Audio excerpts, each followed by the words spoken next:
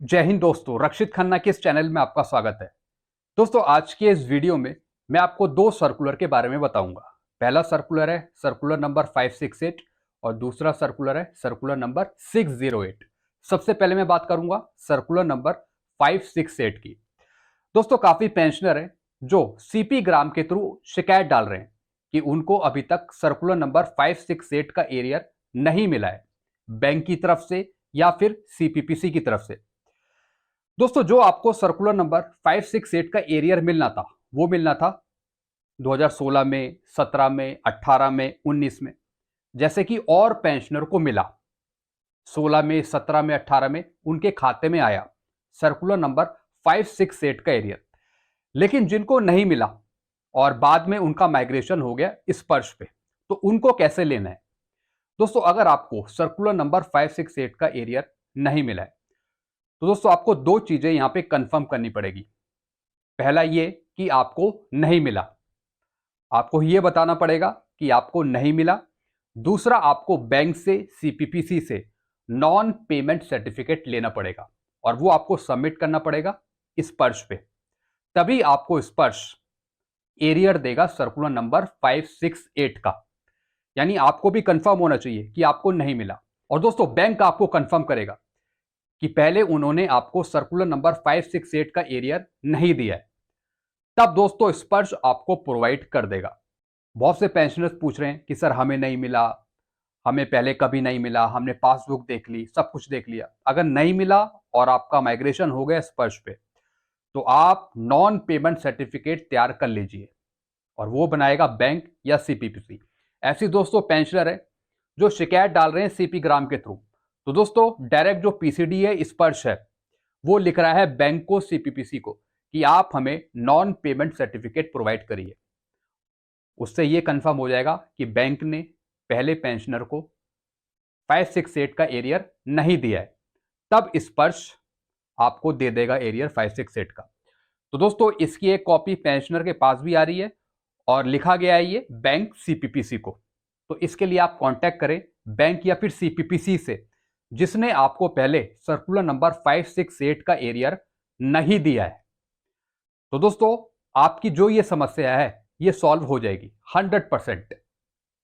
बस आपको non payment certificate चाहिए होगा और डायरेक्टली आप स्पर्श को दे देंगे। तो दोस्तों पहली जानकारी तो ये थी। दूसरी जानकारी है सर्कुलर नंबर 608 की। दोस्तों जैसा आपको याद हो, मैंने बहुत पहले सर्कुलर नंबर 608 पे एक वीडियो बनाया था जिससे मैंने आपको एक टेबल दिखाई थी नोशनल पे की, 608 सर्कुलर की, जिसमें एक जगमल सिंह पेंशनर थे जिनकी पेंशन सेट कर दी थी 37,000, यानी उनकी पांचवें पे कमीशन के अनुसार बेसिक पे थी 4,300। तो इसके सामने जो बेसिक पे है 1/16 से, यही इनको दी जा रही थी। दोस्तों ये केस था लगभग 1 साल पहले का, जिसमें इन पेंशनर की पेंशन फिक्स करी। उसी के आधार पे मैंने वीडियो बनाया था। उसके बाद मैंने काफी पेंशनर्स को बताया कि आप भी सर्कुलर नंबर 608 के अनुसार अपनी पेंशन फिक्स कराइए, रिवाइज पेंशन। लेकिन दोस्तों पीओआर ने, पीसीडीए ने वो पेंशन फिक्स नहीं करी। वो बोलते हैं कि आपको ओआरओपी में ज्यादा फायदा हो रहा है और आपको जो सर्कुलर नंबर 608 देखना है वो देखना है रेंज मैक्सिमम और रेंज मिनिमम में, यानी 13-14 कॉलम में। और दोस्तों जिनकी भी बेसिक पे 3600, 3700, 3800 है, 3900 है, इन सब की वो पेंशन फिक्स कर रहे हैं मिनिमम पे कितनी, 29,200 पे। दोस्तों एक पेंशनर को तो दे दिया, जैसा मैंने कि वीडियो बनाया था, 37,000 दे दिया। तो दोस्तों जब से बहुत से पेंशनर्स इस केस के पीछे लगे हुए हैं कि हमें भी सर्कुलर नंबर 608 का एरियर दीजिए। काफी पेंशनर कह रहे हैं कि हमारे इंक्रीमेंट कहां गए, यानी जो अभी आ रहे हैं पेंशन, उनकी पेंशन ज्यादा है नोशनल पे के अकॉर्डिंग, बल्कि जो 2006 से पहले आए हैं उनकी पेंशन कम है। अगर नोशनल पे के अकॉर्डिंग देखें तो उनके जो 15, 16, 17 इंक्रीमेंट थे वो कहां गए। तो दोस्तों ऐसी एक पेंशनर हैं जिन्होंने पीएओआर को डायरेक्ट चिट्ठी लिखी रिकॉर्ड ऑफिस के थ्रू, जिसमें इन्होंने बताया कि मेरी पेंशन फिक्स होनी चाहिए 42,800, यानी मेरी पहले थी 4800, अगर 4800 के डायरेक्ट सामने आए तो 42,800 फिक्स होती है। दोस्तों अगर आप पे कमीशन टू पे कमीशन चाहें फॉर्मूले बेस पे, तब आपकी नोशनल पे कम फिक्स होगी।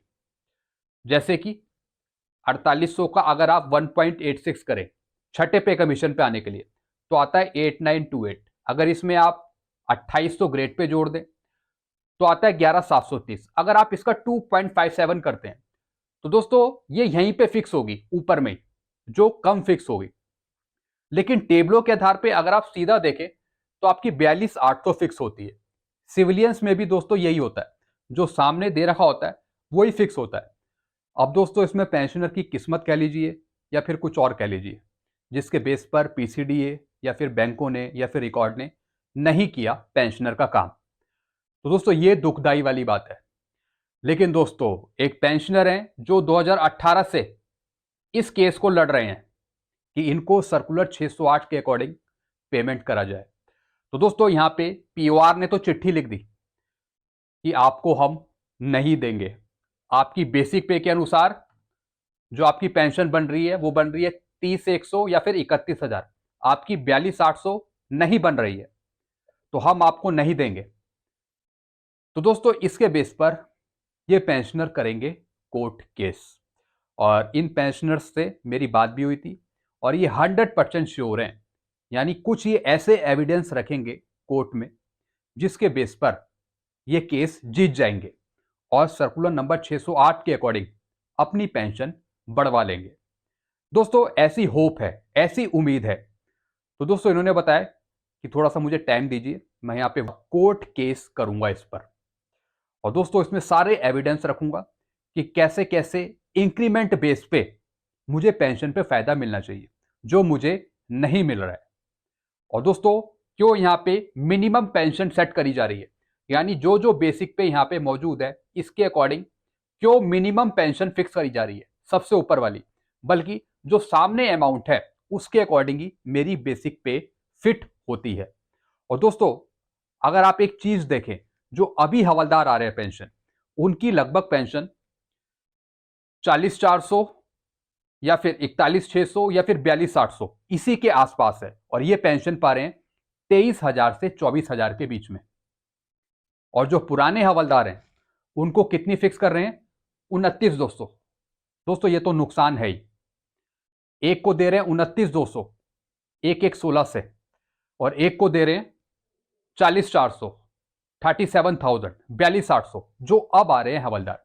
यानी अभी के जो हवलदार आ रहे हैं उनको आप बढ़ा बढ़ाकर इंक्रीमेंट दे रहे हो, और जो पुराने पेंशनर हैं उनको आप कोई भी इंक्रीमेंट नहीं दे रहे, उनकी आप मिनिमम बेसिक पे फिक्स कर रहे हो 7 सीपीसी के अनुसार। कितनी? 29,200, 30,100। तो दोस्तों यहां पे विभिन्नताएं हैं, डिफरेंसेस हैं जो पेंशन को बांट रहे हैं आपस में, यानी रैंक एक है, ग्रुप एक है, क्वालिफाइंग सर्विस एक है, लेकिन पेंशन यहां पे अलग अलग है। तो दोस्तों ये यहां पे दिक्कत है। तो दोस्तों इन पेंशनर ने कह दिया कि मैं कोर्ट केस करूंगा। अगर ये जीत गए तो दोस्तों इसका बेनिफिट कोर्ट केस के बल पर और पेंशनर को भी मिल सकता है। तो दोस्तों एक हमारे पास जजमेंट हो जाएगा कोर्ट का कि इसके अनुसार पेंशनर को फायदा मिल गया 608 का। तो दोस्तों मैं इनसे संपर्क में रहूंगा, कांटेक्ट में रहूंगा, और कोई नई इंफॉर्मेशन मिलती है इसके रिगार्डिंग तो दोस्तों मैं आपको जरूर पहुंचाऊंगा। तो दोस्तों ये कुछ इंफॉर्मेशन थी आपके लिए। आई होप सारी चीजें आप समझ गए होंगे। वीडियो आपको अच्छा लगता है वीडियो को लाइक करें और इस चैनल को सब्सक्राइब कर सकते हैं। Thank you so much.